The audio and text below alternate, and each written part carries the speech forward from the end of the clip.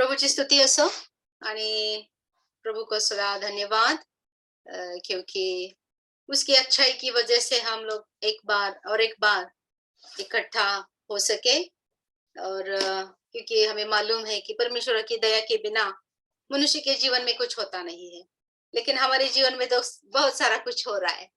इसलिए कि प्रभु हमसे प्यार करते हैं और हमें ज्यादा से ज्यादा ज्ञान देकर हमारा विश्वास बढ़ा रहे।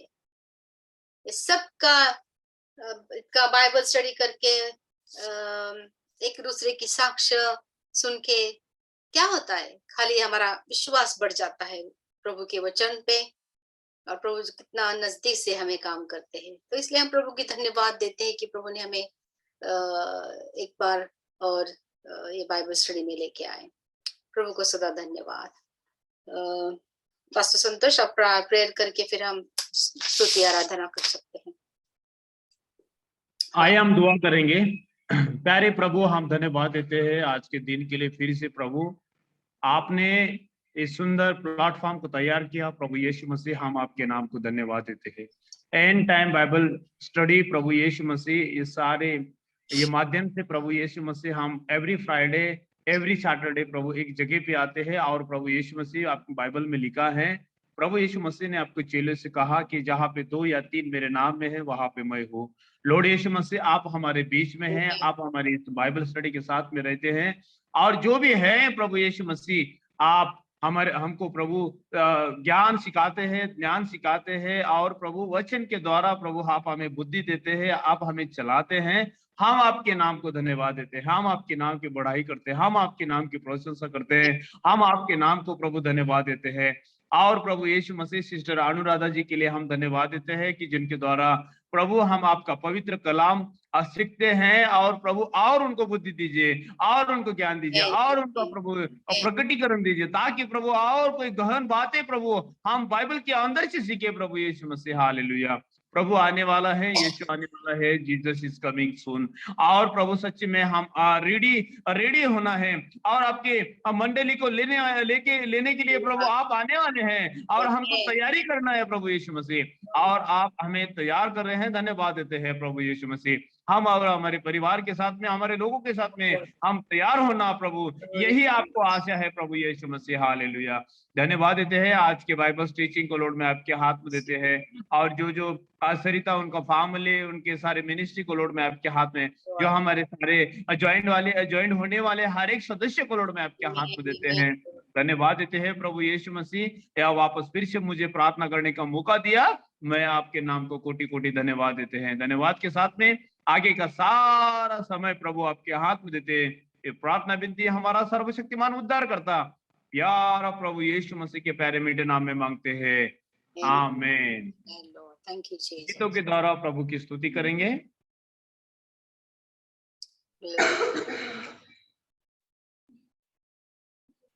Hallelujah, hallelujah, praise the Lord.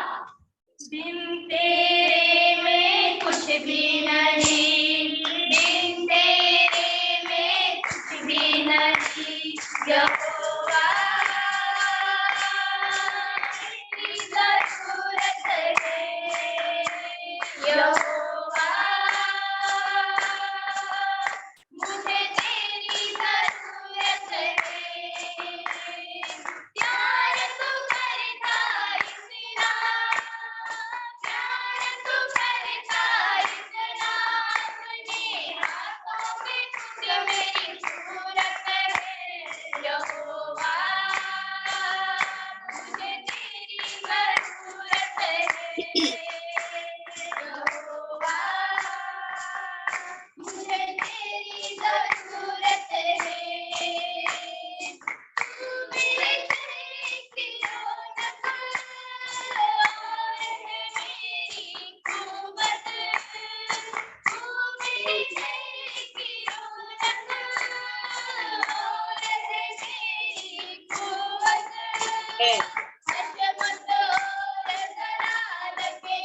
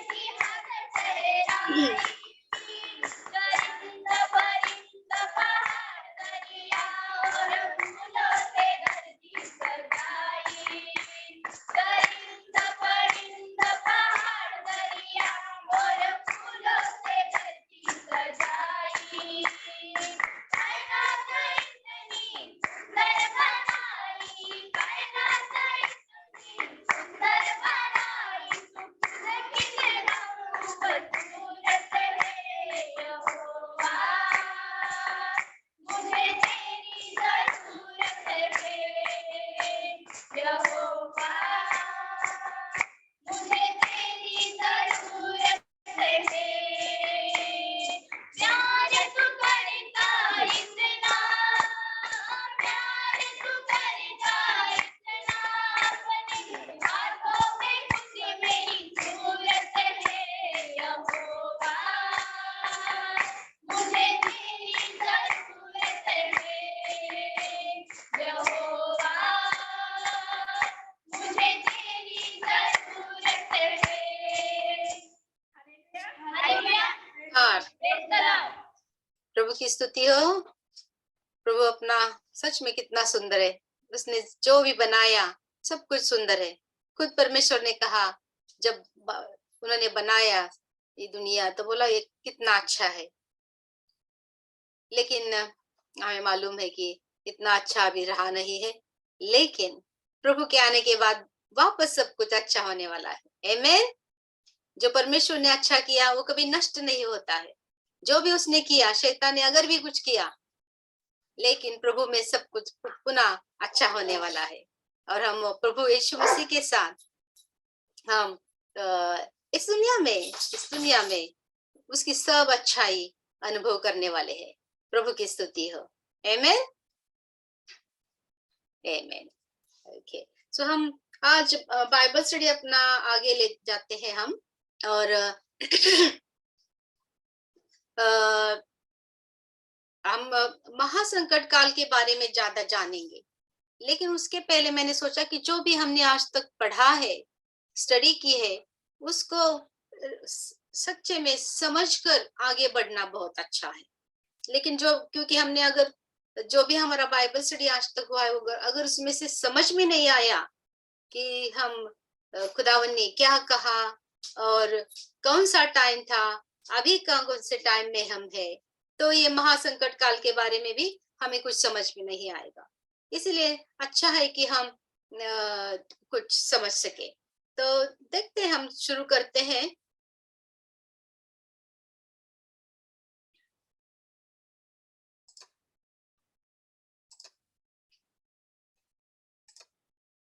Okay, सो हमने पहले देखा था अंत अपना बाइबल स्टडी अंत समय के बारे में है, जिसको प्रभु परमेश्वर ने बहुत बहुत सोच समझ के एक प्लान करके हमारे सामने लाया है। देखो, हमने दानियल की बाइबल स्टडी करते समय, अभी दानियल की स्टडी अभी पूरी नहीं हुई है, लेकिन पहला भाग हमने देखा था जिसमें प्रभु परमेश्वर ने पुराने नियम में दानियल का पुस्तक 700 साल प्रभु यीशु के पहले का टाइम में दिया गया था। और हमने देखा था कि कैसे प्रभु ने इस पुस्तक में दूसरे अध्याय में हमें दिखाई दिया कि एक नबूकदनेस्सर राजा, जो एक पेगन था, जो यहूदी नहीं था, और ये राजा उसको परमेश्वर ने चुना अपना ये अंत समय का प्लान क्या है बताने के लिए। लेकिन हमने देखा, ये भी देखा कि दानियल के 12 अध्याय और 4 वचन में परमेश्वर ने इतना सब कुछ दानियल को दे दिया ज्ञान अंत समय के बारे में, क्योंकि वचन बहुत अच्छी तरह से कहता है 12 और 4 वचन में कि ये दानियल को बोला कि ये सब अंत समय के लिए है। और इसे, लेकिन अब तभी टाइम नहीं था अंत समय का, लेकिन ज्ञान की शुरुआत देना बहुत जरूरी था, क्योंकि उसके बाद बहुत ही जल्दी प्रभु यीशु मसीह अंत समय का मैसेज लेके, संदेश लेके आने वाले थे। और इसीलिए पुराने नियम में भी ये लोगों को, तभी अपने लोगों को और पेगन लोगों को भी ये ज्ञान अंत समय का देना प्रभु परमेश्वर को अच्छा लगा। और इसीलिए परमेश्वर ने दानियल को चुना और नबूकदनेस्सर राजा को भी चुना। और यहाँ पे हमने देखा, और फिर हमने बाद में देखा, बताया मैंने कि तभी टाइम नहीं था, इसलिए दानियल को बोला कि दानियल तुम अभी ये पुस्तक जो वचन है वो बंद करो, और ये जो पुस्तक है उसको सील करो, ऐसा बोला खुदावन ने, क्योंकि ये टाइम अभी नहीं है, खोलने का टाइम नहीं है। परमेश्वर पिता जो भी ज्ञान देते हैं टाइम के अनुसार देते हैं क्योंकि टाइम के पहले अगर उन्होंने प्रकटीकरण का पुस्तक प्रकट किया होता तो उसका जो फ्लेवर है, उसका जो अंडरस्टैंडिंग है, उसको इतना सामर्थ्य नहीं रहता और लोग उसकी कुछ चेष्टा करते और कुछ उसके सीरियस नहीं होते। इसीलिए परमेश्वर का वचन ये भी कहता है ना कि सुअर के सामने मोती मत फेंकना, है ना। सुअर के सामने मोती नहीं फेंकने का, क्योंकि उसका मोती की कीमत उसको क्या मालूम है। वो तो गंदगी में रहने वाला प्राणी है और वो गंदगी वो ये भी कुछ गंदा होगा ऐसा सोच के वो भी खा जाएगा और व्यर्थ हो जाएगा। हमें मालूम है कि मोती का इम्पोर्टेंस कितना है ना। मोती अगर हम एक हार बना के गले में डालेंगे तो कितना सुंदर लगता है वो मोती, उसका यही कारण है। लेकिन अगर हम वो सुअर के सामने डालेंगे तो क्या हो जाएगा, सुअर को वो गंदगी में जो रहने वाला प्राणी है उसको उसका इम्पोर्टेंट भी नहीं होगा और वो गंदगी में जो मोती है वो दिखाई भी नहीं देगा उसको, वो खाएगा उसके साथ और वेस्ट हो जाएगा। तो ऐसा ही प्रभु परमेश्वर जो भी करते हैं वो टाइम के अनुसार करते हैं। इसीलिए तभी दानियल को बोला कि ये तुम बंद करो पुस्तक, लेकिन क्या हो जाएगा, टाइम आएगा और लोग ढूंढेंगे। जैसे जैसे दुनिया में कठिन दिन आएंगे, कठिन समस्या बढ़ जाएगी तो लोग ढूंढेंगे कि ये क्या चल रहा है। और इसीलिए प्रभु परमेश्वर ने बहुत प्लान से बहुत सारी चीजें की है। और प्रकटीकरण में हमने देखा कि पहले ही अध्याय में प्रभु यीशु का प्रकटीकरण है। वहां पे वो क्या बोला है कि पिता परमेश्वर ने अपने बेटे को ये ज्ञान दिया, प्रकटीकरण दिया, जो वो अपने एंजल के सहारे वो यूहन्ना को बता रहा है। और क्यों बता रहा है, क्योंकि उसकी इच्छा है कि इसके बाद क्या होने वाला है ये सब लोगों को पता चले। देखो कारण क्या है, ये ज्ञान लेने के बाद लोगों को पता चले कि इसके बाद यानी कि ये अंत समय में क्या क्या होने वाला है। और इसीलिए हम दोनों अभी पढ़ते हैं एनीवे, लेकिन हम शुरू करते हैं प्रकटीकरण से, और प्रकटीकरण हमें दानियल के तरफ लेके जाता है। दानियल और प्रकटीकरण बहुत सिमिलर है, लेकिन ज्यादा प्रकटीकरण यूहन्ना को दे दिया क्योंकि वो टाइम के हिसाब से है। समझ में आया? आमीन। तो हम थोड़ा देखते हैं, अपना स्टडी रिफ्रेश करते हैं। और हमें किसी को याद है नबूकदनेस्सर राजा को क्या सपना आया, मूर्ति क्या थी वो मालूम है किसी को?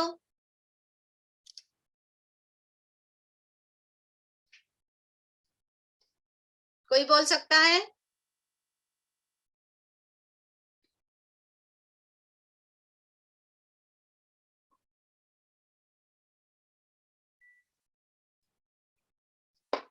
ओके, So खुदावन ने नबूकदनेस्सर राजा जो बाबेल का राजा था, बाबेल बहुत बड़ा राष्ट्र था तभी, बहुत सामर्थ्यवान राष्ट्र था तभी, और ये बाबेल का राजा नबूकदनेस्सर राजा था, और उसको एक दिन सपना आ गया, और उस सपने में उसने एक स्टैच्यू देखा जो हम इधर देख रहे हैं। ये सपना था उसका, उसको एक स्टैच्यू था ये। तो इस स्टैच्यू में क्या था कि एक मूर्ति है, और ये मूर्ति का जो सर है वो सोने का है, और वो छाती और हाथ क्या है, चांदी के हैं, पेट और उसके जो थाइज है वो सब तांबे के हैं, और पांव है वो लोहे के हैं, और नीचे अगर हमने देखा उसके पांव को तो वो है मिक्स लगते हैं। तो बाइबल हमें बताती है कि वो पांव लोहे और माटी के थे। देखो इतनी बड़ी ये मूर्ति, सोना कितना कठिन रहता है, चांदी कठिन रहती है, तांबा कठिन रहता है, लोहा कठिन रहता है। इतनी बड़ी सी ये मूर्ति कहाँ पे खड़ी है? लोहे और माटी के पांव पे। क्या हो जाएगा? माटी और लोहा एक हो सकता है कभी? कभी नहीं हो सकता। बाइबल भी यही बताती है कि वो दोनों कभी एक नहीं हो सकते हैं। और हमें यहाँ पे एक आत्मिक लेसन भी है कि हम जो है वो माटी से बने हुए हैं। प्रभु ने पहले माटी से बनाया, पुतला बनाया आदम का, और उसमें उसने अपना श्वास फूंका, तो क्या हो गया? वो जीवित प्राणी बन गया। तो माटी, हम माटी के हैं, मरने के बाद बाइबल बताती है कि हम माटी वापस बन जाते हैं। और देखो यहाँ पे लोहा तो ऐसा है कि वो कभी खराब नहीं होता है, लेकिन यहाँ पे हम कुछ और दिखाई दे रहा है, कुछ ऐसा दिखा दिया है परमेश्वर पिता ने कि यहाँ पे ये मूर्ति के पांव माटी और लोहे के हैं, और ये मूर्ति उसके ऊपर खड़ी है। और लेकिन बाइबल ने ये भी बताया गया है कि ये पांव पर क्या होने वाला है? एक अचानक सा आकाश से एक बड़ा पत्थर उस पांव पे गिरने वाला है। वो पत्थर सोने पे नहीं गिरेगा, चांदी, तांबा, लोहा उसके ऊपर नहीं गिरेगा, लेकिन कहाँ पे गिरने वाला है? वो जो माटी और लोहे के जो पांव है उसके ऊपर। और क्या हो जाएगा? क्योंकि वो एक नहीं है, इसीलिए बिखर जाने वाले हैं। पांव बिखर गए तो मूर्ति का क्या हाल होने वाला है?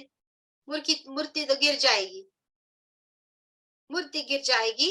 और परमेश्वर का वचन ये कहता है कि ये पत्थर ऐसा पत्थर है कि उसके ऊपर गिरने वाला उसके चूर्ण हो जाता है। यही होने वाला है। प्रभु यीशु हमारा कौन है? पत्थर है। और प्रभु का वचन ये कहता है कि ये पत्थर पर विश्वास रखने वाले, उसके ऊपर खड़े होने वाले एकदम खड़े हो जाएंगे, कभी गिरेंगे नहीं।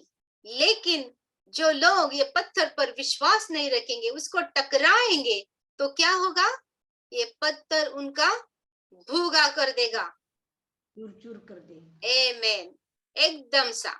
और यही यहाँ पे हमें दिखाई पड़ता है। ये पत्थर पांव के ऊपर गिर गया, लेकिन ये सोना, ये चांदी, ये तांबा और लोहा, इनका भी चूर्ण हो गया है। यही हमें बाइबल बताती है, ये हम नहीं कह रहे हैं। क्योंकि जब ये पत्थर पांव पे गिरा तो पत्थर तो धरती पर था, और क्या हो गया? ये मूर्ति उसके ऊपर गिर गई। और इसी वजह से परमेश्वर का ये वचन सच हो गया कि जो भी ये मूर्ति के ऊपर गिरेगा, उसको टकराएगा, उसको विरोध करेगा, उनका चूर्ण हो जाएगा। यही परमेश्वर का वचन कहता है। और ये हमें बाइबल से पता चला कि जब दानियल को ये नबूकदनेस्सर राजा जब एकदम सा रेस्टलेस हो गया ये सुन के, और उसको ऐसा लगा कि कोई तो इसका एक्सप्लेनेशन मुझे दे, लेकिन राजा को भी ऐसा खुदावन ने ऐसा उसको एक आइडिया दिया कि जो भी कोई ये सपना बताकर सपने का अर्थ बताएगा, वही सच्चा अर्थ बताने वाला होगा। इसीलिए उसने उसके कभी के टाइम भी देखो, राजा तो पेगन था, राजा तो कोई जूइश नहीं था, वो तो मूर्ति की पूजा करने वाला ही था। तो उसके वो खाली मूर्ति की पूजा ही नहीं, वो शैतान की पूजा, शैतान के अशुद्ध आत्माओं के साथ ये लोगों का मिलन था। तो उसके पास जो ऐसा कोई अर्थ बताने वाला, कोई आत्मा से बातें करने वाला लोग तभी थे। तो उनको बोला कि तुम पहले उसने उनको ही बोला कि तुम मुझे बताने का है, लेकिन किसी को इन दी एंड कुछ बताने को नहीं आया। तो राजा एकदम गुस्सा हो गया, उसने बोला कि तुम नहीं बताओगे तो मैं सबको मार डालूंगा। लेकिन जो परमेश्वर ने शुरू किया है, वो परमेश्वर खुद ही आगे ले जाते हैं। इसीलिए परमेश्वर ने क्या किया कि दानियल को ये सपने का सपना दिखाया और उसका अर्थ भी बताया। तभी हमें मालूम है, हमने पढ़ा कि दानियल राजा के यहाँ आके उसने पहला सपना बताया। तो इसी वजह से जब उसने सपना बताने लगा, तभी राजा का एकदम अटेंशन दानियल की तरफ गया, क्योंकि उसने तो सपना बताया। जो खाली सपना ये राजा को ही मालूम था। तो ये सपना जब भी दानियल ने बताया, तभी उसका पूरा अटेंशन दानियल की तरफ गया, उसका दानियल की तरफ विश्वास बढ़ गया। उसको मालूम था कि अभी ये अर्थ भी बताएगा, और वैसा ही हो गया। तो फिर दानियल ने उसको बताया कि हे राजा, सर जो है वो सोने का, वो तो तुम हो। तुम्हारे बाद ये जो चांदी के जो हाथ है, तुम्हारे बाद एक राष्ट्र आने वाला है, और वो राष्ट्र मेदी और पारसी के होंगे। और उसके बाद तीसरा आएगा, वो ग्रीस का होगा, और फिर रोम का होगा, उसने बताया। लेकिन बहुत सुंदर तरह से उसने ये लास्ट जो पांचवा जो राष्ट्र है उसके बारे में बताया। जब जो मैंने अभी आपको एक्सप्लेनेशन दिया, उसने बताया, और उसने बताया कि अंत समय में ऐसा ही होने वाला है कि ये राज्य कोई ऐसा पत्थर गिर जाएगा और वो सब राष्ट्रों को चूर्ण करेगा, और उसका दुनिया में राज होगा। ऐसे नबूकदनेस्सर राजा को उसने बताया। तो हमने यही सीखा। बाद में हमने यही देखा, तो ये इतिहास में सब कुछ हो गया है, समझे? इतिहास में ये सब कुछ हो गया है। बेबीलोन, ये जो सोने का जो सर है, वो देखो यीशु मसीह के पहले 538 से लेके 706 तक उसने राज्य किया। उसके बाद मेदी और पारसी आ गए, उसके बाद ग्रीस आ गए, और उसके बाद रोम के बारे में हमें मालूम है। प्रभु यीशु मसीह जब उनका जन्म हो गया, तभी रोम का राज्य था, है ना? रोम का राज्य था तभी। तो अभी हमें मालूम है, वो इतिहास में इतना तो हो गया, हमें मालूम है। फिर उसके बाद क्या हो गया? देखो, हमने बाइबल के हिसाब से रोम को कोई किसी ने हराया नहीं। देखो, बेबीलोन को हराया, पारसी लोगों को हराया, ग्रीस को हराया, लेकिन रोम के बारे में लिखा है कि उसको किसी ने हराया नहीं। इसका मतलब है कि रोम चला आ रहा है, रोम नाश नहीं पाया। वो चला आ रहा है। लेकिन माती के बारे में अगर हम जानेंगे तो मैंने बताया कि अभी वो जेंटाइल पावर है, जो हम मनुष्य की हम फ्लेश, हम माटी है, वो अभी मिक्सचर है वह। लेकिन हमने अभी देखते हैं अभी यहाँ पे क्या एक्सप्लेनेशन लिखा है।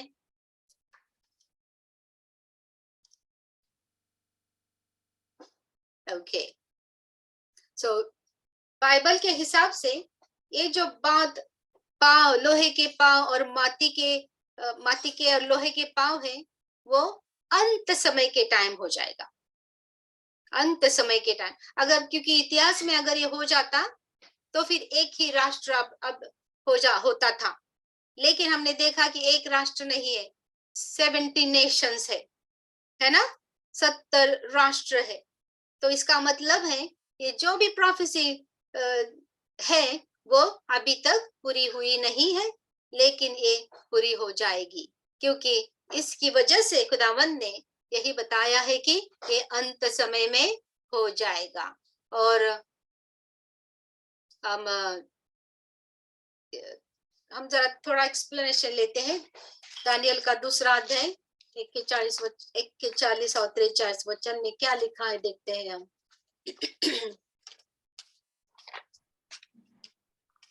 आपण त्या पुतळ्याची पावले व पावलांची बोटे पाहिली, त्याचा काही भाग कुंभाराच्या मातीचा व काही भाग लोखंडाचा होता। तसेच हे राज्य द्विविध होईल, तरी मातीत लोखंड मिसळलेले आपण पाहिले, तशी त्या राज्यात लोखंडाची मजबूती राहील। त्या पुतळ्याच्या या पावलाची बोटे काही भाग लोखंडाची व काही भाग मातीची होती। तसे ते राज्य अशंत बळकट व अशंत भगूर असे होईल। लोखंड माती बरोबर मिसळलेले आपण पाहिले, तसे त्या राज्यातले लोक इतर लोकांबरोबर संबंध जोडतील। पण जसे लोखंड माती बरोबर एकजीव होत नाही, तसे तेही त्याच्या बरोबर एकजीव होणार नाही। त्या राजाच्या या आमदानी स्वर्गीय देव एका राज्याची स्थापना करील, त्याचा कधी भंग होणार नाही। त्याचे प्रभुत्व दुसऱ्याच्या या हाती कधी जाणार नाही। तसे ते या सर्व राज्याचे चूर्ण करून त्यास नष्ट करील व ते सर्व काळ टिकेल। आमेन।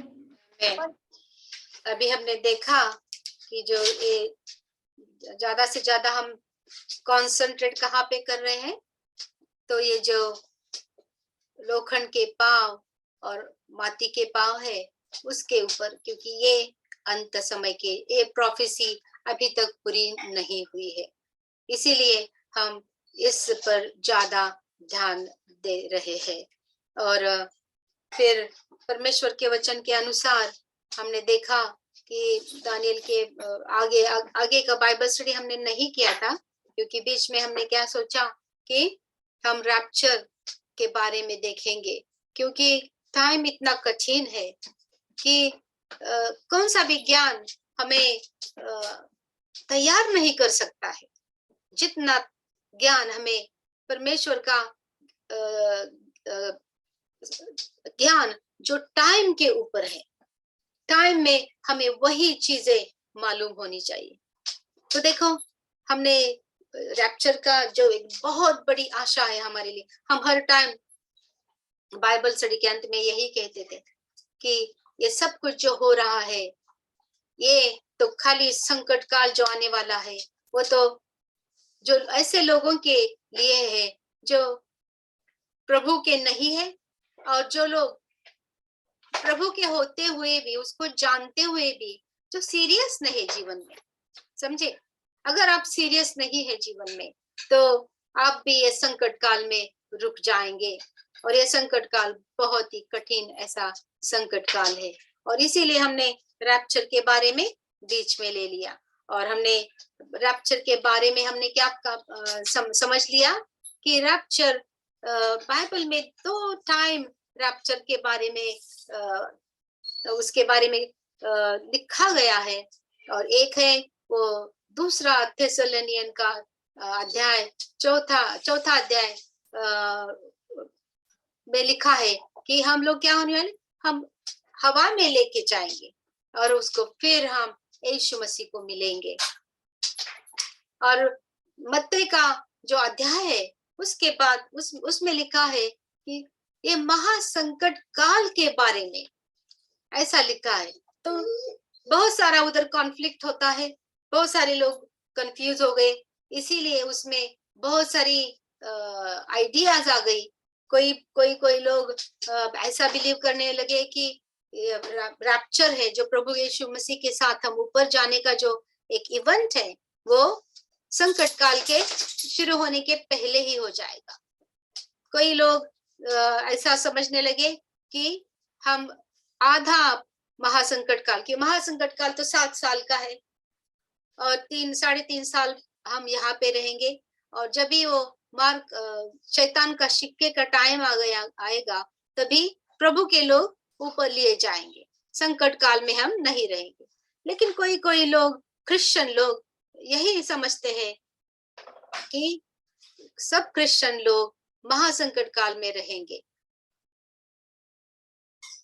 और फिर वो यही वचन क्लेम करते हैं जो मत्ती के पुस्तक में लिखा है कि महासंकट काल के बाद, तो ये उनका जो रहता है। तो हमने ये समझ लिया कि ये ऐसा प्रभु का वचन तो हम कुछ कैंसल नहीं कर सकते हैं, बस उसमें समझने की बात है। तो हमने समझ लिया कि रैप्चर क्या है। रैप्चर एक ऐसी इवेंट है, प्रभु ने अपनी बहुत दया से सोच समझ के अपने लोगों के लिए किया, जो उसके ओबीडियंट लोग हैं, जो खाली प्रभु जी बताकर दुनिया में नहीं रहते, लेकिन प्रभु जी पुकार कर वो पिता की आज्ञा भी मानते हैं। ऐसे लोगों के लिए ये सुंदर ऐसी योजना प्रभु ने बनाई। और एक बार हमने इस रैप्चर का कारण है कि महासंकट काल जो है वो खाली किसके लिए है, जिन लोगों ने शैतान का राज्य इस दुनिया में ला के परमेश्वर के लोगों को फुसलाया है, उनका नाश, शैतान के साथ उनका भी नाश होने वाला है। और उसके बाद तीसरा कारण प्रभु का ये महासंकट का लाने का क्या है कि प्रभु यीशु मसीह का राज्य इस दुनिया में आने वाला है, और हम जो प्रभु के लोग हैं, जो आकस्मिक उसके साथ लिए गए हुए लोग हैं, वो प्रभु यीशु मसीह के साथ वापस आएंगे। यही मत्ती के पुस्तक में लिखा है, और पेत्र के पुस्तक में भी लिखा है कि प्रभु अपने हजारों दूतों के साथ, अपने संतों के साथ वापस आने वाले हैं, और इस दुनिया में यरूशलेम से वो राज्य करने वाले, 1000 साल तक राज्य करने वाले हैं। तो ये हमने समझ लिया है। तो महासंकट काल के बारे में हम नेक्स्ट टाइम बात करेंगे, लेकिन ये बहुत ऐसी इम्पोर्टेंट, ये जो बाइबल स्टडी हम कर रहे हैं, ये समझने की बहुत जरूरत है। नहीं तो जैसे हमने कहा कि हम खाली आगे समझने की कोशिश करेंगे, लेकिन दानियल का पुस्तक जो हर एक अपने प्रकटीकरण के पुस्तक का एक पाया है, एक फाउंडेशन है, अगर हमें समझ में नहीं आएगा तो प्रकटीकरण भी समझ में नहीं आएगा। इसलिए हम लोगों ने ये बात हमने शुरू कर दी थी। तो देखो, ये जो आज बहुत सारी घटनाएं हो रही है अभी, तो परमेश्वर का वचन तो बहुत क्लियरली हमें बताता है कि ये प्रभु के जो प्रोफेसी जो नबूकदनेस्सर राजा को दी थी, वो आगे आगे चल रही है, और बहुत सारे ऐसे राष्ट्र मिल रहे हैं। तो हमने ये भी देखा था कि देखो, अभी रशिया की बात बहुत सारी चल रही है। और रशिया का ये जो रशिया जो है, एक मिनट मैं जरा पानी पीती हूँ।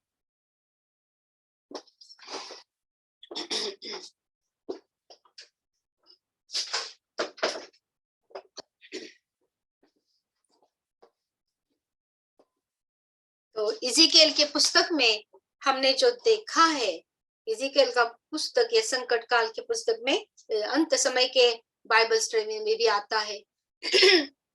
और ये जो गॉग और मेगॉग जो हमने थोड़ा सा पढ़ा है लास्ट टाइम इज़ेकिएल के बारे में भी, तो ये जो गॉग और मेगॉग है वो भी क्या है, देखते हैं हमें मिलता है क्या।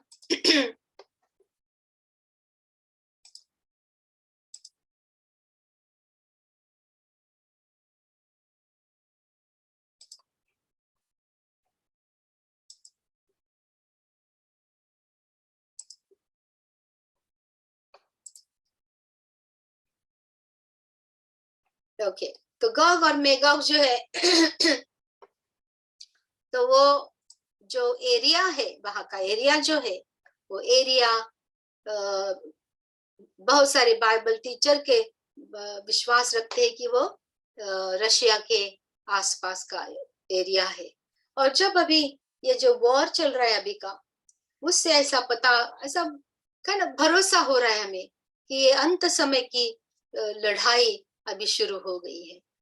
देखो, हम समझने की बात भी है कि अगर हम इस 21st सेंचुरी के लोग हैं, देखो इन लोगों ने जब पहला वॉर और दूसरा वॉर जो हो गया, उसके बाद सब दुनिया के जो लीडर्स है उन्होंने एक होके ऐसे डिसाइड कर दिया था कि हम आगे कोई वॉर होने नहीं देंगे। और इसलिए उन्होंने यूनाइटेड नेशंस एक संस्था निर्माण भी की जो अभी काम करती है। वो जहाँ पे तकलीफ है वहां पे वो अपनी खुद की आर्मी लेकर जाके वहां पे शांति करती है।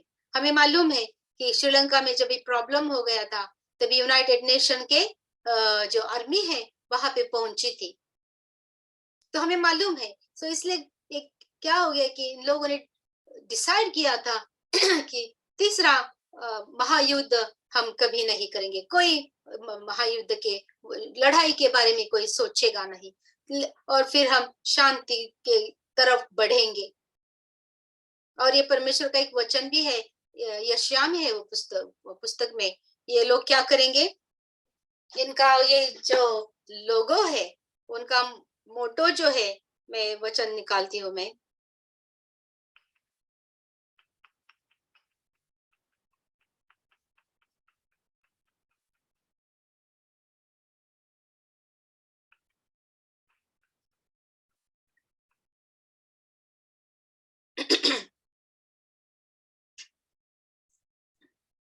सो यशायाह का दूसरा अध्याय और 4 वचन हम पढ़ेंगे।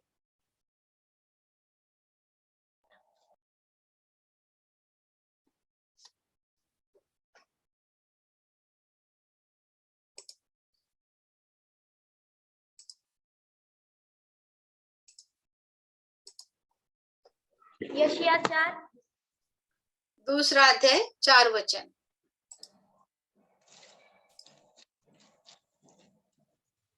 पढ़ेंगे। हाँ, वह जाति जातियों का न्याय करेगा और देश देश के लोगों के झगड़ों को मिटाएगा, और वे अपनी तलवार पीटकर हल के फल और अपने भाले को हंसिया बनाएंगे।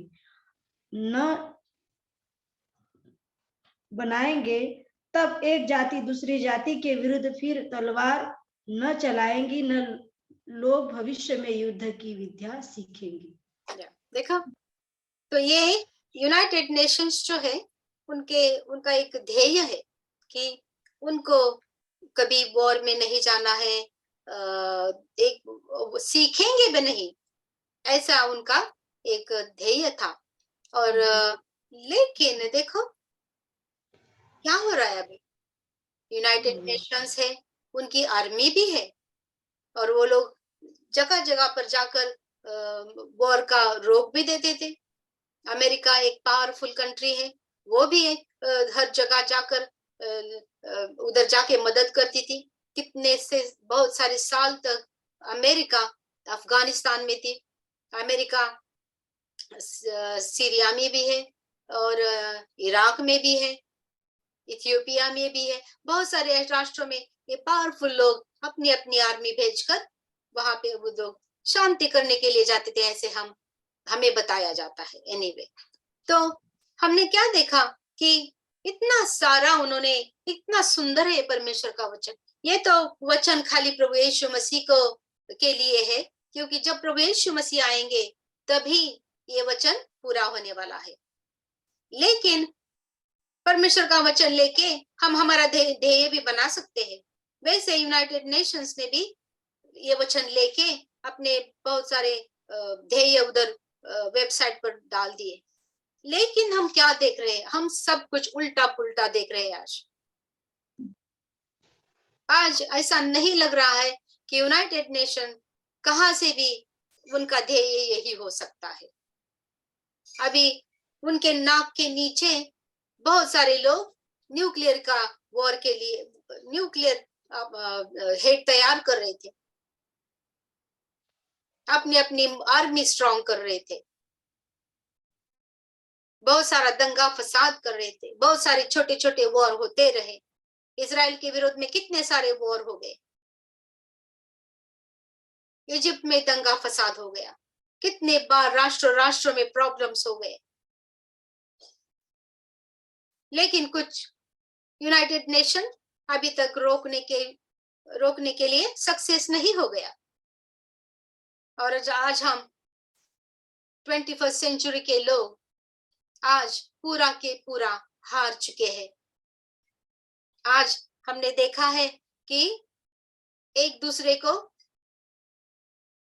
न्यूक्लियर का वॉर हेड डाल के उनका नाश करने के लिए थ्रेट कर रहे हैं। अभी रशिया ने और यूक्रेन ने जो भी वॉर किया, आज 5 महीना हो गया, वो वॉर रुकने का नाम नहीं ले रहा है। अमेरिका उनको जाके मदद कर रही है, तो रशिया ज्यादा ही करता है। अभी देख रहे हैं हम लोग चाइना और ताइवान, उधर वॉर होने की ज्यादा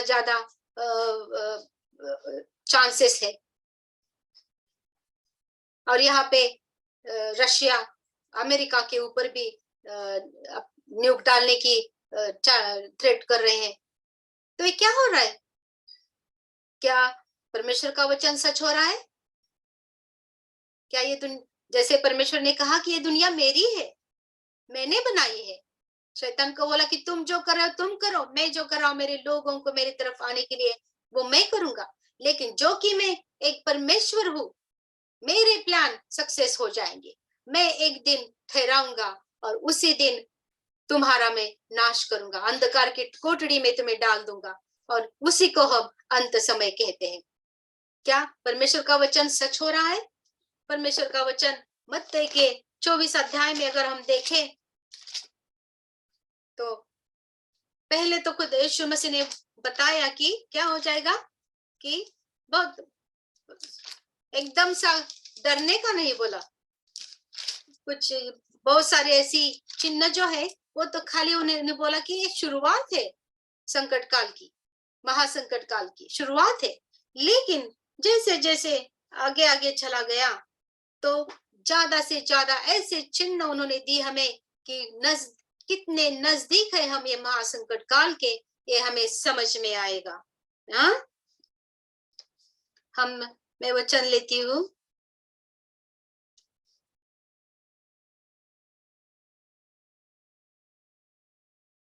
देखो 24:6 वचन में अगर हमने देखा 6, 7, 6 और 8 हमको नहीं, 6, 7 और 8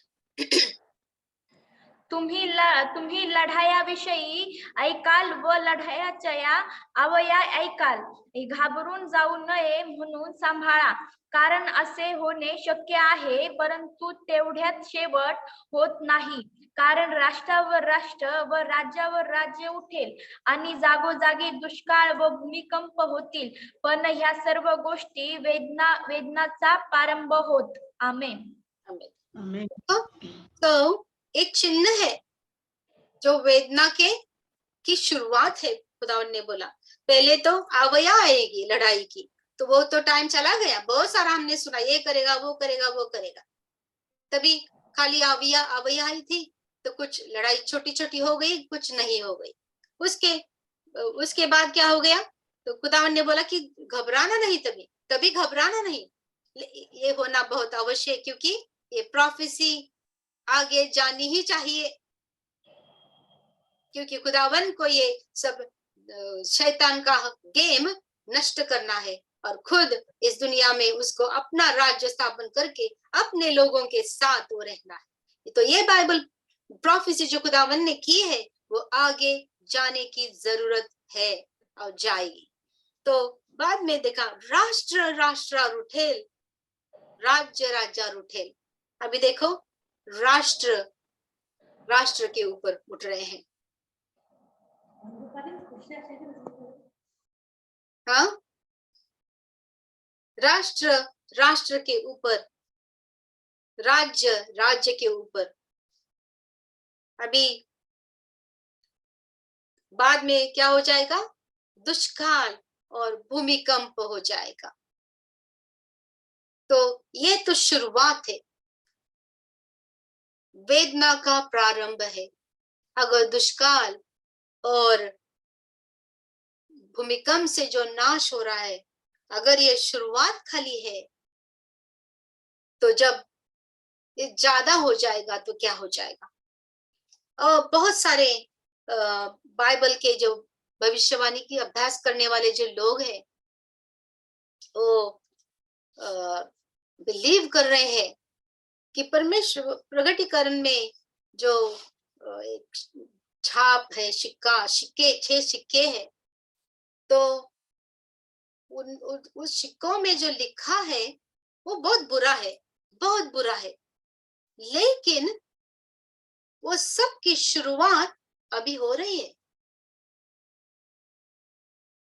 देखो, अगर हम लोगों ने, अभी हमें टाइम नहीं है ना, नेक्स्ट टाइम देखेंगे शायद। अगर हमने देखा कि जो पहला सिक्का है उसमें 4 घोड़े हैं, और वो घोड़ों में अगर हमने देखा तो पहला घोड़ा जो है वो लड़ाई के लिए छोड़ा गया है। हम देखते हैं वचन को, 6 प्रकटीकरण 6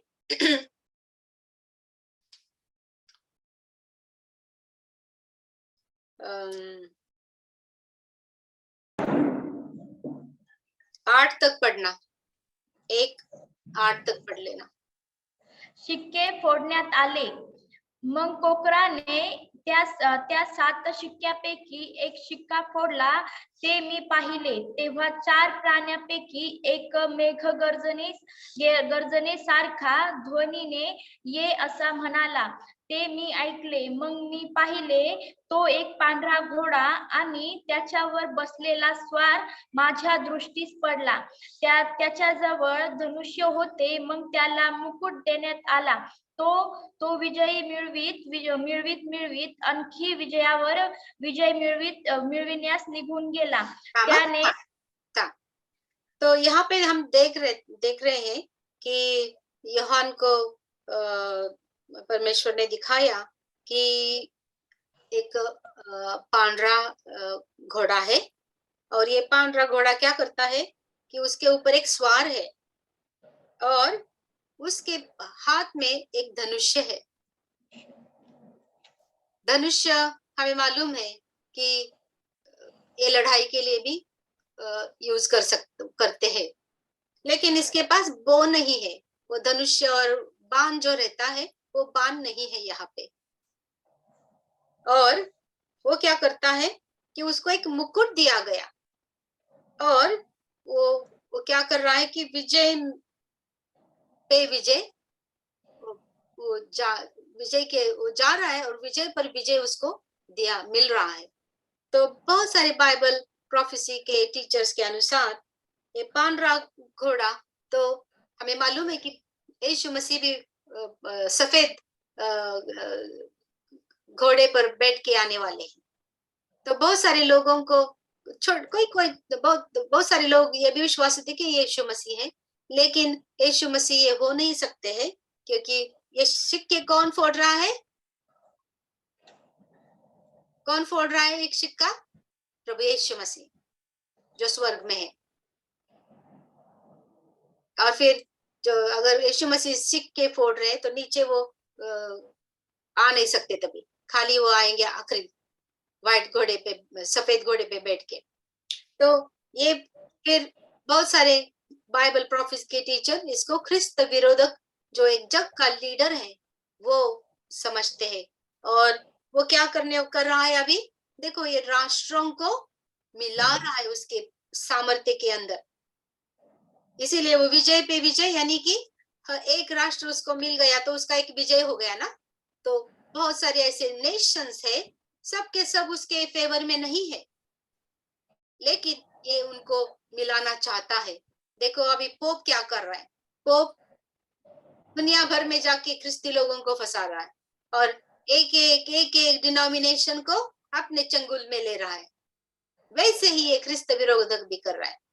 ये ख्रिस्त विरोधक, इसको मुकुट दिया गया है, इसीलिए हम हर टाइम कहते हैं ये ख्रिस्त विरोधक की जो संस्था है वो अभी काम कर रही है। हम ख्रिस्त विरोधक की संस्था में अभी जी रहे हैं। वो आएगी नहीं, वो यहाँ पे है, क्योंकि वो संस्था अभी दुनिया को बता रही है कि हमने ओवरटेक किया है, हम रूल कर रहे हैं बहुत सारे सालों से। और इसीलिए हम वो शैतान का वो ट्रायंगल या बहुत सारी कंपनी के ऊपर देख रहे हैं, बहुत सारे पिक्चर के थिएटर के ऊपर देख रहे हैं, बहुत सारे लोग फेमस लोग अपना हाथ का भी एक निशान बना के लोगों को दिखा रहे हैं कि हम उसके लोग हैं। जिनको मालूम है हाथ का चिन्ह क्या कर रहे हैं, उनको मालूम है कि एक आदमी क्या बता रहा है। तो ये ऐसे ही शैतान की जो ख्रिस्त विरोधक की जो संस्था है वो अभी यहाँ पे है और काम कर रही है। वो हर एक दिन लोगों को अपने चंगुल में रही है, बहुत सारे लेवल पर वो काम कर रही है। वो बहुत सारे राष्ट्रों के साथ काम कर रही है, तो बहुत सारे अपने जग के लोगों के साथ भी काम कर रही है। और लोगों को हर ऐसी परिस्थितियां वो लोगों के लिए खड़ी कर रही है जिससे लोग उसके शरण में चले जाए। और एक दिन ऐसा आएगा कि वो चिल्ला उठे कि हमें ऐसा लीडर दे दो कि वो हमारे सब प्रॉब्लम को खत्म कर देगा, और वे तभी इसको सब अधिकार मिल जाएंगे। समझ में आया? इसको सब अधिकार मिल जाएंगे और फुल फॉर्म में वो दुनिया को प्रकट हो जाएगा फिर। और हमें यही बाइबल हमें बताती है कि वो ख्रिस्त विरोधक होगा जो शांति का करार करके आएगा। यही हमें दानियल के पुस्तक में लिखा हमें दिखाया गया है। और फिर वो दुनिया के ऐसा नहीं है कि कभी शांति नहीं आएगी। वो जब दुनिया में आएगा तो एक टेम्पररी थोड़े दिन के लिए, साल के लिए वो सब शांत करेगा। लड़ाई नहीं होगी, प्रॉब्लम्स नहीं होंगे, खून खराबा नहीं होगा, रेप नहीं होगा, और लोगों को खाने पीने को मिलेगा, जॉब्स मिल जाएंगे। अभी हमारे बच्चों को जॉब नहीं है, उनके स्कूल के सब प्रॉब्लम हो रहे, सब कॉस्टली हो रहे, हॉस्पिटल्स का प्रॉब्लम हो रहा है। लेकिन ये आके सबको शायद फ्री कर देगा सब कुछ, और बहुत सारे लोग आनंदित हो जाएंगे। बाइबल यही बताती है। आनंदित हो जाएगी कि एट लास्ट, आखिरी में हमें जो चाहिए वो मिल गया। हमें शांति चाहिए, हमें लड़ाई नहीं चाहिए, हमारे बच्चों को अच्छी एजुकेशन चाहिए, हमारे बच्चों को जॉब्स चाहिए, उनकी शादियां होनी चाहिए, उनको घर दार मिलना चाहिए, हॉस्पिटल्स हमें फ्री चाहिए। एट लास्ट उनको मिल जाएगा ऐसा लगेगा। लेकिन प्रभु का वचन क्या कहता है? देखो, प्रभु ने सब प्रश्न के उत्तर लिख के रखे हैं।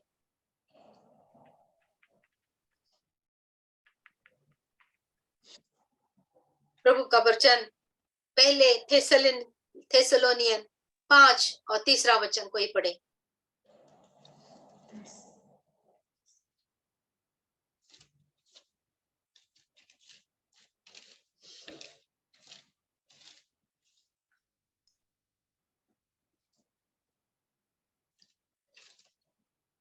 ये परमेश्वर का वचन तभी पूरा होने वाला है।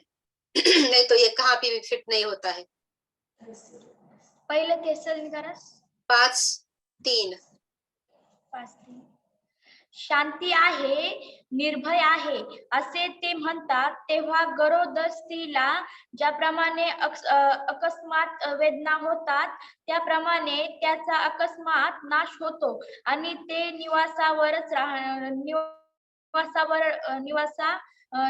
निभावणारच नाही. आमेन. आमेन। क्या कहता है वचन? जब वो लोग बोलेंगे कि एट लास्ट हमें शांति मिल गई, एट लास्ट हमको खाना पाना मिल गया, एट लास्ट हमारे बच्चों को सब कुछ मिल गया, अच्छा हो गया, तभी शैतान को खुद ने एक्सपोज करना है, क्योंकि ये परमेश्वर का प्लान चल रहा है, ये शैतान का प्लान नहीं है। ये शैतान का राज भी है, तो भी परमेश्वर ने उसको अलाव कर दिया है। वो ऐसे ही राज नहीं कर सकता है। परमेश्वर आज भी राज करता है, कल भी करता था और फिर वापस कल भी राज करेगा। लेकिन आज ये शैतान को परमेश्वर ने जो मुभा दी है राज करने के लिए, क्योंकि ऐसे लोग हैं जो शैतान को उनका खुदा मानना पसंद करते हैं, उनकी वजह से खुदावन ने ये अलाव कर दिया है। लेकिन जैसे उनको ऐसा लगेगा एट लास्ट हम जीत गए, ये बाइबल पूरा खत्म हो गया, जैसे उनको लगेगा कि लूसीफर ने जीत लिया सब कुछ, तभी परमेश्वर का प्लान का दूसरा एक्शन शुरू हो जाएगा। और प्रभु जैसे शैतान को एक्सपोज करेगा, शैतान खुद को ही एक्सपोज करेगा, उसका शांति का अच्छे होने का नाटक उसने छोड़ना है। और जो भी कुछ है, वो जिसने भी आज तक फंसाया लोगों को, देखो परमेश्वर का वचन कहता है जरमाया की पुस्तक में बहुत सी एक वियर्ड बात है। एक जरमाया का देखते हैं, मुझे वो वचन मिलता है क्या, शायद 3रा अध्याय है, 3रा या देखते हैं, मैं देखती हूँ मिलता है क्या।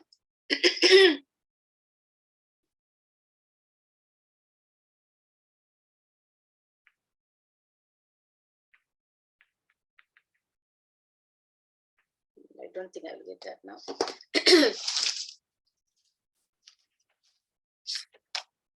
परमेश्वर के इस वचन में लिखा है कि पुराने, वो थोड़ा सब्जेक्ट अलग है, समझ में नहीं आएगा अभी ऐसे बोलूंगी तो लेकिन लूसीफर ने पहले के जग का ऐसा कैप्टिवेट किया था उसने, कि उसने लोगों को जेल में डाला था, बंधन में बांधा था और उनको छोड़ता नहीं था। ऐसे ही इसी टाइम भी होने वाला है। बहुत सारे लोगों को उसने बंधन में डाल दिए हैं, बहुत सारे लोगों को उसने बहलाया फुसलाया है और अपने बंधन में उसने बांध के रखा है। वो उनको छोड़ता नहीं है, उनको उन्होंने पोजीशन दी है, उनको बहुत सारा पैसा देता है, उनको खाली झूठी आशाएं दे दिया है उसने। इसीलिए बहुत सारे लोग लूसीफर की वर्शिप इसीलिए करते हैं। लूसीफर को वो अपना सोल, जो आत्मा प्रभु का आत्मा है, वो उन्होंने बेच दिया है पैसे के लिए, पोजीशन के लिए। और फिर शैतान उनको छोड़ता नहीं और ये भी उनको छोड़ नहीं सकते हैं, क्योंकि जैसे वो छोड़ने की कोशिश करेंगे उनको मरना है। फिर एक ही उसकी छुटका है उनकी, अगर वो लूसीफर को छोड़ना चाहते हैं तो उनको मरना है, प्रभु यीशु मसीह के लिए मरना है, और वही संकट काल में होने वाला है। तो यही बात है, देखो ये उसी टाइम की। तो प्रभु का वचन तो आगे बढ़ता चला जाएगा, प्रभु के वचन को कोई टाल नहीं सकता है, यही हमने लास्ट टाइम देखा है। और प्रभु की शांति, जैसे वो शांति करने लगेंगे तब सब कुछ खत्म होने वाला है। जैसे मैंने बताया, कोई शैतान को नहीं छोड़ सकता क्योंकि उनको मरना ही है। लेकिन प्रभु ने और एक बार शैतान को एक्सपोज करेगा। एक बार उसने किया था वध स्तंभ पर। प्रभु का वचन कहता है कि प्रभु ने शैतान का काम एक्सपोज किया, मरण, क्योंकि उसने मरण लाया, लेकिन पिता परमेश्वर ने प्रभु यीशु मसीह को जी उठाया, क्योंकि प्रभु यीशु मसीह ने पाप कुछ नहीं किया था, इसलिए वो उनको नहीं रखता था वो कब्र के अंदर। इसीलिए प्रभु तो उठ गए, और यही शैतान की हार थी। उसने हराया उसको और एक्सपोज भी किया, लेकिन किसी को कुछ समझ में नहीं आया। लेकिन दूसरी बार अभी परमेश्वर लोगों के सामने शैतान को और एक बार एक्सपोज करेगा। जिसने तुम्हें आज तक फंसाया मेरे विरोध में, ये शैतान है, ये बोल के। और यही होने वाला है तभी जब वो लोग कहेंगे शांति है, सब कुछ अच्छा है, तब पूरा का पूरा शैतान का एक्सपोजर हो जाएगा। और फिर ये दुनिया बुरी तरह से संकट काल में जाने वाली है, वो हम आगे देखेंगे। प्रभु की स्तुति हो कि प्रभु के इतने सुंदर प्लान मनुष्य जाति के लिए है, इसीलिए कोई भी ये संकट काल में रहने की जरूरत नहीं है। मैं हर टाइम मेरी फैमिली को मैं बोलती हूँ कि तुम लोग तैयार रहना। संकट काल तो खाली शैतान के लोगों के लिए है, क्योंकि शैतान परमेश्वर को नकार कर उन्होंने शैतान का राज इस दुनिया में लाने के लिए उसको मदद किया। लेकिन अगर तुम परमेश्वर के लोग होते हुए भी अगर तुम सीरियस नहीं हो अपने बिजनेस में, परमेश्वर के बिजनेस में, तो आप यहाँ पे रहने वाले हो। इसीलिए पहली बात तो ये है कि हम प्रभु यीशु मसीह को स्वीकारें। हमारा नया जन्म होना चाहिए परमेश्वर के वचन के हिसाब से, यूहन्ना 3:3 के हिसाब से। प्रभु यीशु मसीह को स्वीकार कर अपने पाप का अंगीकार करके प्रभु को स्वीकार कर हम बपतिस्मा लेना है प्रभु यीशु मसीह के नाम में। और फिर प्रभु हमें पवित्र आत्मा देगा, और ये पवित्र आत्मा हमें सच्चाई में लेके जाएगा। नहीं तो हम लोग ये शैतान के हर एक अटैक के अंदर आके हम परमेश्वर को छोड़ सकते हैं। लेकिन हमें पवित्र आत्मा दी गई है, इसीलिए बहुत सालों से हम प्रभु की स्तुति और आराधना कर रहे। प्रभु में हम टिके हुए लोग हैं, क्योंकि वो पत्थर है जिस पर हम खड़े हैं। आमीन। तो ऐसा हम पत्थर के नीचे दबने वाले लोग नहीं हैं, हम पत्थर के ऊपर रहे हैं। हम प्रभु यीशु मसीह में है। प्रभु यीशु मसीह हमारा पवित्र स्थान है, वहां पे हम रहते हैं। आमीन। और यही हमारी इच्छा भी होनी है कि प्रभु तुम पवित्र हो, इसलिए मैं भी पवित्र रहना चाहता हूँ। पेत्र भी यही कहता है कि आखिरी टाइम में हम जैसे पुराने नियम से, पुराने हमारे हैबिट्स से चलते, हम पाप में थे, हम बहुत सारी बुराइयां करते थे हम लोग। लेकिन जब हम यीशु मसीह ने हमें अपनाया और हमने उसे अपनाया, तभी हम नया जीवन पा गए और नए जीवन में रहे, और पवित्र आत्मा हमें आगे प्रभु में बढ़ा रही है। इसीलिए हम बाइबल स्टडी में भी आते हैं क्योंकि हमें प्रभु को ज्यादा जानना है, और उसको जानकर हमारा विश्वास तो बढ़ाना ही है। लेकिन जिनको आशा नहीं है उनको हमें ये आशा देनी है कि प्रभु जल्दी आने वाले हैं और हम उसके साथ ऊपर जाने वाले हैं। वहां पे क्या होगा? प्रभु के साथ हम आनंद मनाएंगे, और प्रभु के साथ हम वापस नीचे भी आएंगे, और यरूशलेम से हम प्रभु यीशु मसीह के साथ राज करने वाले हैं। प्रभु का वचन कहता है हमें वो नेशंस के अधिकारी बनाएंगे। अगर हम उसके साथ विश्वासी हैं तो हम राज करेंगे। प्रभु यीशु मसीह के साथ हम राज करने वाले लोग रहेंगे। आज हम राज नहीं कर सकते हैं, आज हम कोई पोजीशन नहीं देता है, लेकिन प्रभु यीशु में हमें पोजीशन मिलने वाली है। आमीन। और उसके लिए आज हमें तैयार होना है, अपने फ्रेंड्स को बताना है, लोगों को बताना है, जो भी हमारे सामने आते हैं हमें उसे उनके बताना है। प्रभु बहुत शक्ति देता है।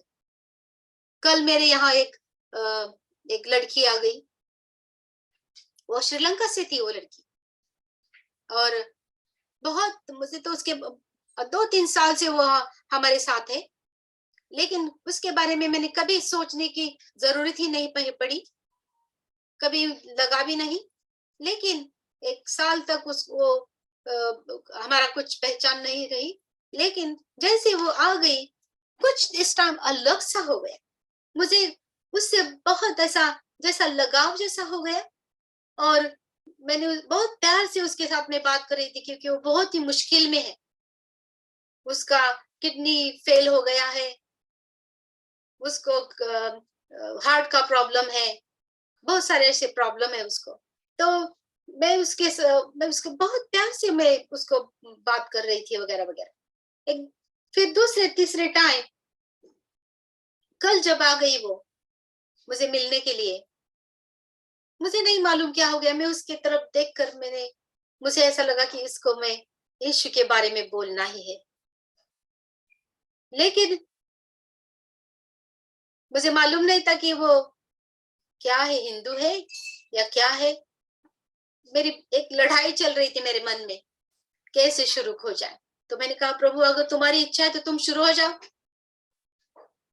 और जैसे मैंने ऐसे कहा, एकदम सा मेरे मुंह से प्रश्न आया कि क्या तुम क्रिश्चियन हो? तो वो बोली हाँ मैं कैथलिक क्रिश्चियन हूँ। तो थोड़ा आसान हो गया काम। और फिर मैंने उसको सीधा सीधा बात किया, एनीवे कुछ छुपा रहे नहीं। मैंने कहा देखो हम प्रभु यीशु मसीह के लोग हैं, लेकिन हम कुछ गलत करते हैं तो हमें पूरी आशीष नहीं मिलती। हमारे जीवन में बहुत संकट आते हैं। संकट आएंगे, ऐसा नहीं कि संकट नहीं आएंगे, लेकिन वो हमें जीवन में रहना नहीं है। और तुम्हारे जीवन में तुम कितनी तकलीफों से जा रही हो। तो बोली हाँ बहुत बहुत ट्रू है।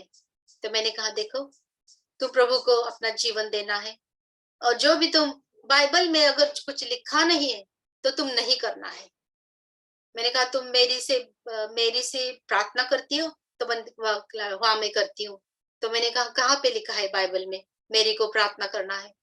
तुम्हें मालूम नहीं प्रभु यीशु मसीह एक खुदा होकर हमारे लिए दुनिया में आया, खाली हमारे लिए, क्योंकि हम उसके ऊपर भरोसा रखें। मैंने उसको एक इब्री का 2 अध्याय 14 और 18 वचन उसको पढ़ाया कि कैसे प्रभु यीशु मसीह हमारे लिए खाली आ गया, क्योंकि हम उसके ऊपर देखें और उसको भरोसा रखे आगे जा। तो मैंने कहा तुम घर जाने के बाद ये पढ़ना, और फिर बाइबल में जो लिखा है वही करना, क्योंकि वही परमेश्वर को अच्छा लगता है। किसी का दिमाग हमें बाइबल में नहीं लाना है, खाली परमेश्वर का दिमाग हमें लेना है। और इतना सारा बात किया, और फिर उसके लिए मैंने प्रार्थना की कि मैंने कहा प्रभु इसको ठीक कर दो, उसका किडनी अच्छी करो, उसका हस्बैंड को स्पर्श करो।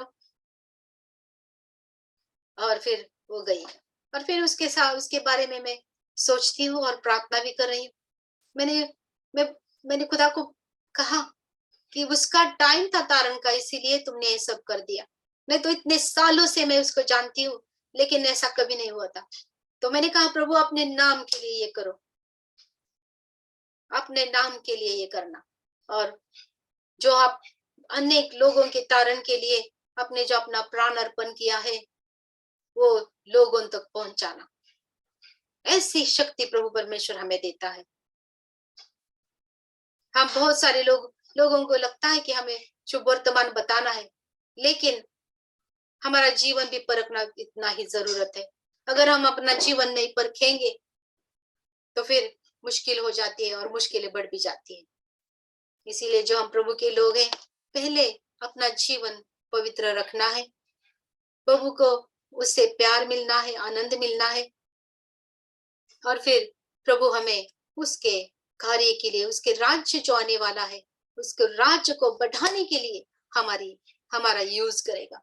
आमेन आमेन। कोई प्रश्न है? कोई पूछना चाहता है? कोई? Hallelujah, glory to God.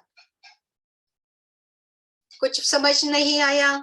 ये बाइबल स्टडी है हमारी, प्रश्न पूछ सकते हैं आप। अगर कुछ समझा नहीं या कुछ उसमें डालना है, कुछ अगर कोई समझ दूसरी है। हालेलुया। ओके, कोई प्रार्थना की विनती है? हम प्रार्थना करेंगे अभी।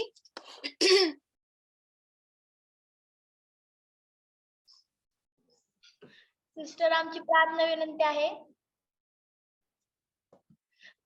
सिस्टर साठी प्रार्थना करायची होती, त्यांची तब्येत बरी नाहीये। कोणाची? मीना सिस्टर. ओके ओके, काय झालं मीना? सर्दी, ताप आणि हातपाय ते गळून गेले. या खुदावन आमेन.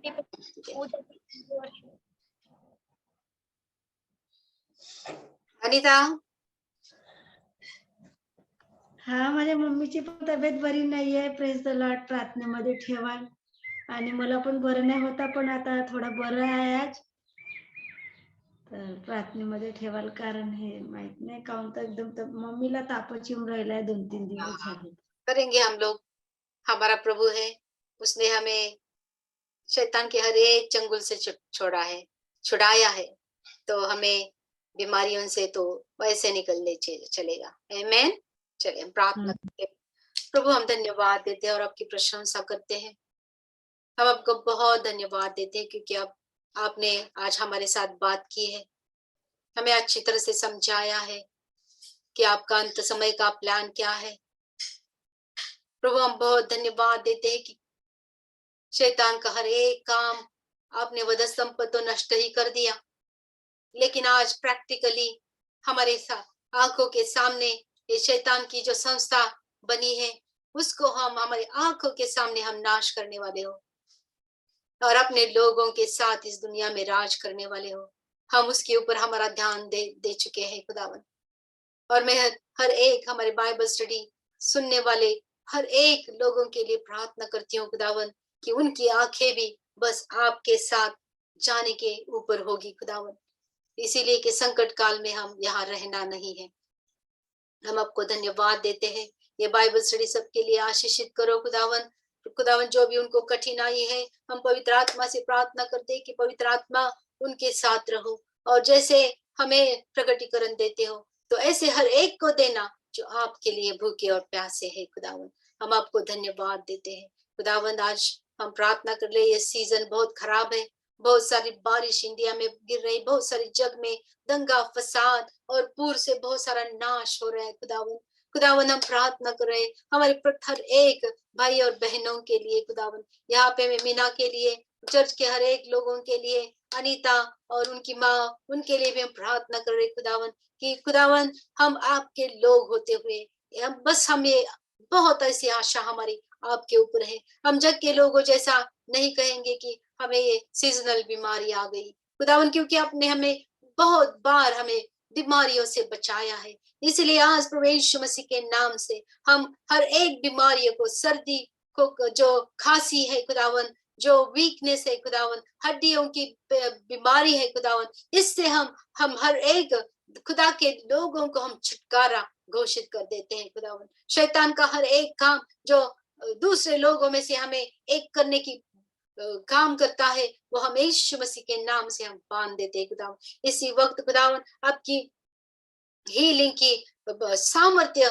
इनके जीवन में डाल दो. मीना और दूसरे चर्च के लोगों को, अनीता माँ को खुदावन आप स्पर्श करो अभी इसी वक्त खुदावन, और पूरा आराम दो खुदावन. खुदा, मैं इसलिए मांगती हूँ खुदावन क्योंकि तुमने मेरे लिए ऐसे बहुत बार चमत्कार किए हैं और हमें मालूम है खुदावन कि आपके फटके खाने से हमें चंगाई कब की मिली है खुदावन. यही चंगाई आज मैं हर एक सुनने वालों के जीवन में डाल रही हूँ. हर यही छुटकारा प्रभु यीशु मसीह के नाम में उनके जीवन में घोषित करती हूँ. जो भी डायबिटीज है, हाइपरटेंशन है, बोन का प्रॉब्लम है, ब्रोकन बोन है, सब यीशु मसीह में छूट जाए और खत्म हो जाए यीशु मसीह में. In Jesus name father God. प्रभु हम धन्यवाद देते, प्रशंसा करते हैं खुदावन. हर एक जो चीजें हमें तकलीफ देती है, यीशु मसीह के नाम से हम उनका सामर्थ्य हमारे जीवन में से हम नाश कर देते हैं खुदावन. खुदावन, हमारी प्रार्थना आपके सामने है. हम हमारे घर के लोगों के तारण के लिए प्रार्थना कर रहे हैं खुदावन. आप उनको स्पर्श करो, अंत समय का अभ्यास उनको समझ में आए, आपका भय उनके समझ में आए खुदावन, उनके जीवन में आ जाए खुदावन, और आपको के साथ जाने की उत्कंठा उनके जीवन में आ जाए.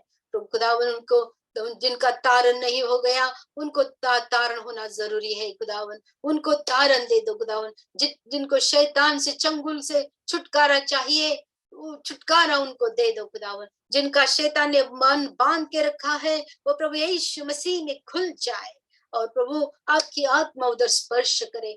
जो लोगों के जीवन में नेगेटिविटी है, उनको मालूम नहीं खुदावन कि आप उनको इतनी अच्छाई क्यों दे रहे खुदावन, उनके जीवन में इतनी शांति क्यों लाते हो, फिर भी वो नेगेटिव विचार करते हैं। ऐसे लोगों के लिए हम प्रार्थना कर रहे खुदावन कि उनको पता चले कि आप कौन हो, आप शांति के दूत हो जो शांति डालते हो। लेकिन हमारी जो पुरानी आदतें हैं खुदावन, हमें वो भी एंजॉय करने से रोक देती। ऐसे लोगों के लिए हम प्रार्थना, छुटकारा दे दो शैतान के हर एक नेगेटिविटी से खुदावन, उनको मुक्त करो खुदावन, और आपका प्यार उनके जीवन में बढ़ जाए खुदावन। उनको पता चले कि आप कितना उनसे प्यार करते हैं खुदावन। उनके लिए नौकरी के दरवाजे खोलो खुदावन, और उनको आपका प्यार उनको मिल जाए। ऐसे हम प्रार्थना यीशु मसीह में कर रहे हैं खुदावन।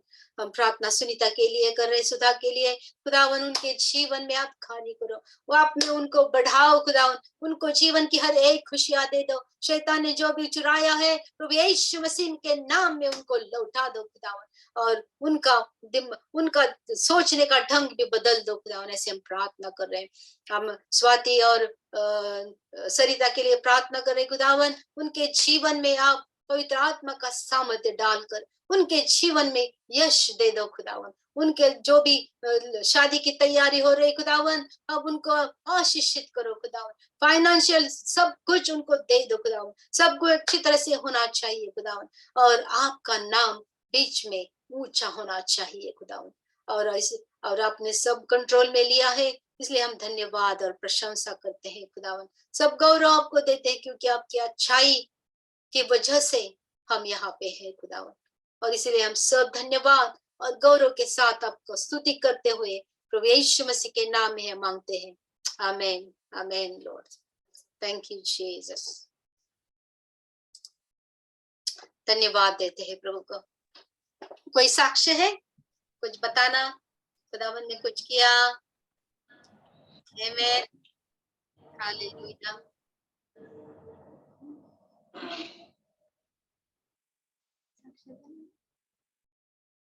Glory Jesus. चलो फिर खत्म कर देते हैं। आमेन।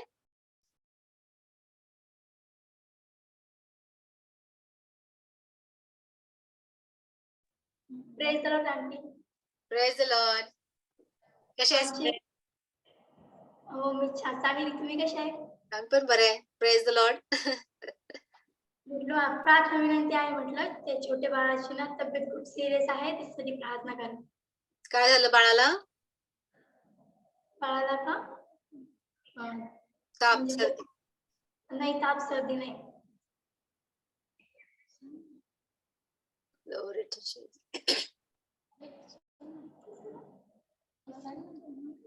म्हणजे हॉस्पिटल मध्ये आहे ते, आता आयशू मध्ये त्याची आई पण आणि तो पण आहे, दोघं पण.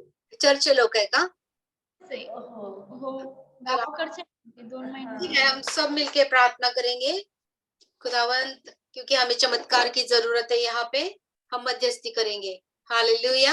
हम सब मिलके हम प्रार्थना करेंगे। प्रभु यीशु मसीह को हम पुकारेंगे, क्योंकि वो हमें प्रार्थना सुनने वाला हमारा प्रभु है, जिन्होंने हमें चंगाई दी है, जिन्होंने हमारी इतनी सारी प्रार्थना के उत्तर दिए। उसी प्रभु को हम पुकार रहे हैं खुदावंत। इसलिए ये फैमिली को हम आपके आगे लाते हैं खुदा, आपके दया के आसन के सामने खुदा, जो भी परिस्थिति है वहां पे प्रभु यीशु मसीह के नाम इसी वक्त खुदावन आप आपका हीलिंग का हाथ अब बढ़ाओ खुदावन, और ये बच्चे को स्पर्श करो और उसको पूरी तरह से चंगा चमत्कार करो वहां पे खुदावन। और आपका सामर्थ्य का हाथ कितना बड़ा है वो उस फैमिली को और चर्च के लोगों को भी समझ में आए खुदावन। खुदावन इस कठिन समय में आप इतने सारे चमत्कार कर रहे हो, इतना सारा विजिटेशन आप लोगों को दे रहे हो, इसीलिए कि आपके लोग आपको जाने खुदावन। खुदावन हम प्रार्थना कर रहे हैं वो चर्च के वो जो फैमिली है, अगर वो सीरियस नहीं आप में, तो खुदावन आज उनको स्पर्श करो और आपका प्यार उनके तरफ बढ़ाओ और उनको आपके बारे में ज्यादा जानने के लिए दया दे दो खुदावन। ये चमत्कार करके खुदावन आपका नाम रोशन करो, और जो आप आज कर रहे हो खुदावन आपकी विजिटेशन देके लोगों को आपके बारे में जो डाल रहे ज्ञान दे रहे हो उसको बढ़ाओ खुदा, यीशु मसीह के नाम से खुदावन। हालेलुया। शैतान का हर एक काम जो बच्चे के जीवन में और माँ बाप के जीवन में चल रहा है, प्रभु यीशु मसीह के नाम में हम बांध देते। हर एक वो बीमारी को प्रभु यीशु मसीह के नाम से हम बांध देते, और शैतान का हर एक दुष्ट आत्मा को हम उसके जीवन से छोड़ देने के लिए हम कमांड करते हैं यीशु मसीह के नाम से। हालेलुया, धन्यवाद देते, प्रशंसा करते खुदावन आपकी। खुदावन, जब आप हमें प्रार्थना के लिए हमारे सामने आप लाते हो तो आपकी इच्छा रहती है कि हम आपका नाम रोशन करें, और यहाँ पे हम वही कर रहे हैं खुदावन, और आप अपना काम करोगे, इसलिए हम धन्यवाद देते हैं। धन्यवाद देते हैं कि आपने चमत्कार किया है खुदावन। हालेलुया, गौरव गौरव, धन्यवाद धन्यवाद प्रभु, धन्यवाद देते हैं खुदावन। आमेन आमेन लॉर्ड, आपकी इच्छा पूरी हो जाए खुदावन। हालेलुया, ब्लेस यू लॉर्ड, गौरव देते हैं। आमेन आमीन। जब भी ऐसा कभी होता है, आप लोग फास्टिंग भी करना है, चर्च मिलके उपवास और प्रार्थना के साथ प्रभु का मध्यस्थी करना है, क्योंकि हम प्रभु के लोग हैं। हम प्रभु और लोगों के बीच में खड़े हुए लोग हैं। आमेन आमीन। आमेन। और अपनी ये पोजीशन हमें प्रभु ने दी है, ये हम सदा ध्यान में रखना है। आमेन। और जैसे हम करेंगे वैसे वैसे हम खुद परमेश्वर के मध्यस्थ करने वाले लोग बन जाएंगे। मध्यस्थ करने वाले, लड़ाई, आत्मिक लड़ाई करने वाले लोग बन जाएंगे। आमीन। यही परमेश्वर चाहते हैं। आज तक प्रार्थना की जरूरत बहुत है, बहुत है। प्रार्थना अभी ज्यादा जरूरत है। अभी ठंड नहीं पड़ना है, नहीं पड़ना है, क्योंकि प्रार्थना की बहुत सारी विनती आज तक हमारी तरफ आ रही है। मैं खुदा को धन्यवाद देती हूँ कि क्योंकि मुझे प्रार्थना लोगों के साथ करना बहुत अच्छा लगता है, और मुझे क्योंकि मुझे मालूम है कि एक दूसरे की वजह से हम प्रार्थना करते हैं। अगर अकेले है तो शायद नहीं करेंगे, लेकिन कोई हमारे साथ आता है तो करेंगे। इसलिए मैं सबको एनकरेज भी करती हूँ, और तुम लोग सीरियस हो जाना, क्योंकि मुझे लगता है सीरियस नहीं है लोग, इम्पोर्टेंस नहीं लगता उन लोगों को कि प्रार्थना का टाइम है। हम 10 मिनट तो अगर हमारे लिए नहीं है तो फिर थोड़ा सोचने की बात है। हम एक दूसरे को मिलके हम प्रार्थना कर सकते हैं। मैं यही उत्तेजन करूंगी सबके लिए। आमेन आमीन। चलो मिलते हैं फिर, प्रार्थना के लिए मिलेंगे नेक्स्ट वीक। तैयार हो जाना। आमेन आमीन। मीना, मैं टेक्स्ट करूंगी। Okay, okay. प्रार्थना करेंगे हम एक बार। और अनीता, ठीक है? आमेन। चलो, take care. Thank you. Amen amen. Please praise the Lord.